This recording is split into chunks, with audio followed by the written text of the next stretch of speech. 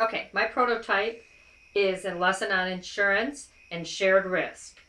The very beginning, I introduce it, and the students will use common things that we have in the classroom, like index cards, tape. I have some pretend money from a board game, and I have some houses or little plastic pieces from a board game. They're going to be instructed to construct a house, and they can use one, two, three, or four cards to construct it. And they can be very creative and do it however they want. This is a one, this is a two, this is a house with three, and this is a house with four.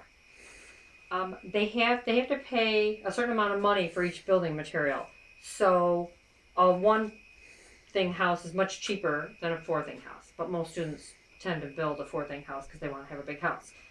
Then the second step is they decide, we'll have a little town set up, and they decide where they want to set their house. And the land costs a certain amount of money depending on, like it's more expensive near the ocean and, cheaper maybe in the city.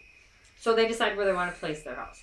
And then we go through a simulation where things happen like forest fires, so if they live in the mountains that affects them, and floods, if they live near, a river that would affect them, if they live near the ocean or hurricanes would affect them.